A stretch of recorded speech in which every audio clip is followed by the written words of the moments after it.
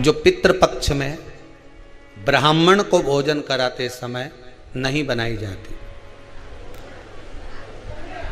एक तो कुमड़ा, दूसरा पत्ता गोभी, जो बंद गोभी होती है ना, वो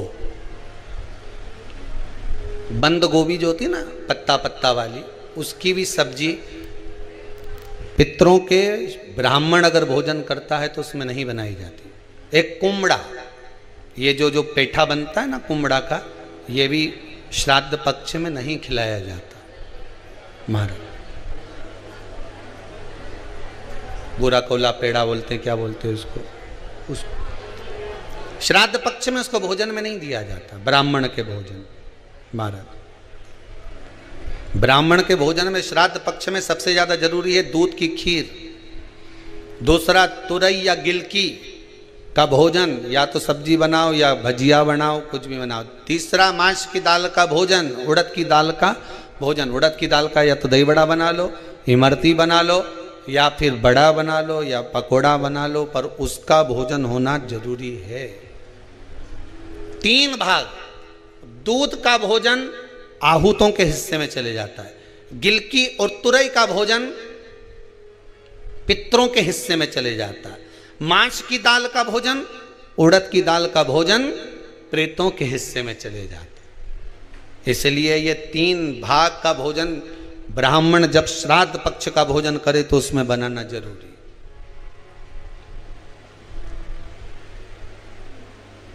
बहुत जरूरी। आपके यहां जब श्राद्ध हो भोजन अवश्य बना। कई लोग कहते हैं गुरुदेव जब हम गया जी से आ जाएं तो क्या ब्राह्मण भोजन कराना जरूरी है? क्यों नहीं, कराओ, क्यों नहीं करा? क्या गाय की रोटी निकालना जरूरी है? स्वान की रोटी निकालना जरूरी है? कौवे की रोटी निकालना जरूरी है? हम कहते हैं अगर श्राद्ध गया जी का हो गया तो भले कौवे की मत निकालो, पर गाय की, स्वान की, ब्राह्मण जन की भोजन प्रसादी जरूरी। देखिए जब ज्यादा घर में पितृदोष हो ना, ऐसा लगे कि पितृदोष बहुत ज्यादा है, 1 रुपये कमा रहे हैं, 1.25 रुपये खर्च हो रहा है, हाथ में पैसा नहीं टिक रहा, दुकान 4 दिन अच्छी चल रही है, फिर व्यापार डाउन हो जाता है, कोई पैसा लेकर भग गया, नहीं दे रहा, कहीं कर्जा मात्रा बढ़ गई है, ये पितृदोष के लक्षण है कुछ। इसमें आपके घर में जो भी रुद्राक्ष पड़ा हो, जो भी रुद्राक्ष रखा हो, क्योंकि संभाल के तो आप रखते नहीं, पटक देते हो यहां, जो भी रुद्राक्ष आपके घर में रखा हुआ, एक पानी के पात्र में उस रुद्राक्ष को डाल दीजिए, उसमें 1 चावल का दाना डाल दीजिए। महाराज परिंदा जहां होता है, मटका, हंडा या रसोई घर में आपका जो पानी भरने का स्थान होता है, जिसको आरो वारो क्या क्या लगा के रखते हो, उसी के कहीं पास में उस कलश को रख दीजिए, ऊपर से उसको ढक दीजिए। शाम के समय, सुबह रखा 10 बजे से 12 बजे के बीच में, शाम के समय प्रदोष काल में भगवान शंकर का नाम स्मरण कर कर, ओम नमः शिवाय बोलकर, श्री शिवाय नमस्तुभ्यम बोलकर, या महामृत्युंजय मंत्र का स्मरण कर कर, या गायत्री मंत्र का स्मरण कर कर, जो मंत्र आपकी बुद्धि में, विवेक में समाहित हो, उस मंत्र का नाम लेकर राम कृष्ण हरि जो बोल सकते हो, एक घी का दिया अवश्य प्रज्वलित करें, लंबी बाती का। कौन सी बाती का? फूल बत्ती का नहीं, गोल बत्ती का नहीं, लंबी बाती का। बत्ती का मुख दक्षिण की ओर, कहां पर होना चाहिए? दक्षिण की ओर, ना पूरब, ना पश्चिम, ना उत्तर। बत्ती का मुख कहां हो? दक्षिण की ओर। जैसे श्राद्ध पक्ष में ब्राह्मण को जब भोजन कराते हैं तो ब्राह्मण का मुख श्राद्ध पक्ष के भोजन कराते समय अगर पूरब, पश्चिम और उत्तर का होता है तो श्राद्ध के भोजन का फल नहीं मिलता। उसका मुख दक्षिण का होता है तो हमारे घर के जितने भी पितर उस तिथि में गए होते हैं सबको उसका भाग मिल जाता है और पितृदोष समाप्त हो जाता है। इसलिए ब्राह्मण का मुख श्राद्ध पक्ष में भोजन कराते समय दक्षिण का होना चाहिए।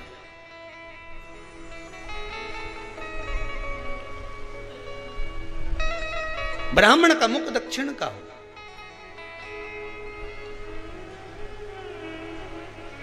यहां तक शास्त्र कहता है महाराज, अगर गौ माता को श्राद्ध पक्ष में अगर भोजन दे रहे हो तो गाय का मुख अगर दक्षिण का है, गाय का, आपका मुख भले उत्तर का हो, गाय का मुख दक्षिण का हो, आपका मुख भले पूरा पश्चिम कहीं का, गाय का मुख अगर दक्षिण में, अगर आपने दक्षिण में गाय को खड़ी कर रखा है और दक्षिण में उसका मुख और आप भोजन दे रहे हो तो शास्त्र कहता है कि किसी पिंड की जरूरत नहीं पड़ती, गाय स्वतः कल्याण कर देती है। गौ माता स्वतः कल्याण कर, दक्षिण मुखी हो तो दिए की जो बाती का मुख कहां होना चाहिए? दक्षिण का। और दक्षिण का मुख हमारा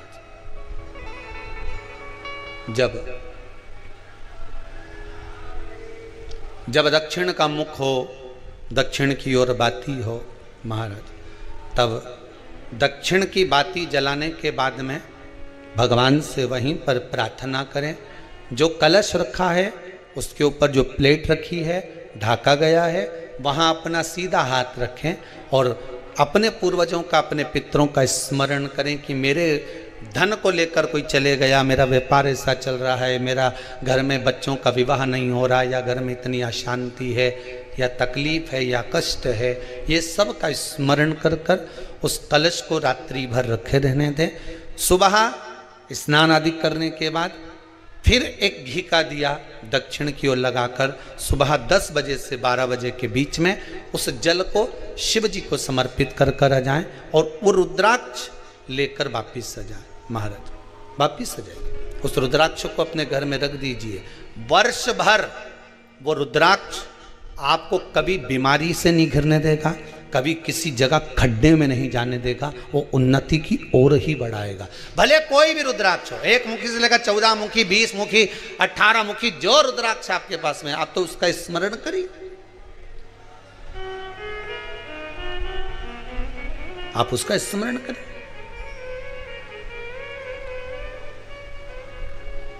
रुद्राक्ष का जल शिव को समर्पित करें। पितरों के जितने भी द्वार हैं, पितरों के जितने भी दरवाजे हैं, पितृलोक में जितने भी पितृ विराजमान होते हैं महाराज, ये सब शंकर के ऊपर चढ़े हुए जल का भाग ग्रहण करते हैं। शिव के ऊपर चढ़ाओ। 33 कोटि देवताओं में से कोई एक देवता ऐसा बता दो जिसको काली तिल्ली चढ़ती हो, काली मिर्च चढ़ती हो, सारे वृक्षों की पत्तियां चढ़ती हों, सब तरह के पुष्प चढ़ते हों, दुर्वा भी चढ़ती हो, बेलपत्र भी चढ़ता हो, आँख का पुष्प भी चढ़ता हो, धतूरा भी चढ़ता हो, जिसको भांग आदि भी चढ़ती हो, तुलसी की मंजरी भी चढ़ती हो। तुलसी की मंजरी भी शंकर को चढ़ती, तुलसी का दल नहीं, मंजरी वो भी चढ़ती। 33 कोटि देवताओं में कोई ऐसा देवता बताओ, संपूर्ण सामग्री भगवान केवल एक हैं, देव अधिदेव महादेव, जिनको काली तिल भी चढ़ रही है, काली मिर्च भी चढ़ रही है, जिनको संपूर्ण सामग्री भगवान शिव को समर्पित हो रही, संपूर्ण सामग्री, यहां तक राई, सरसों, राई के दाने तक भगवान शंकर को चढ़ते हैं। 1.25 लाख दाने का प्रमाण है महाराज शंकर जी को समर्पित करने का।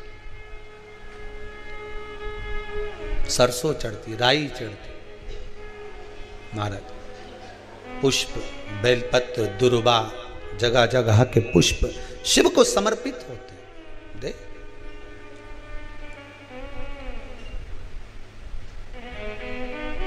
पितृ, जब शंकर भगवान को जल चढ़ाया जाता है 16 श्राद्ध पक्ष में, 16 दिन श्राद्ध के जब हम भगवान शंकर को जल समर्पित करते हैं तो उसका भाग हमारे पितरों को प्राप्त होता है।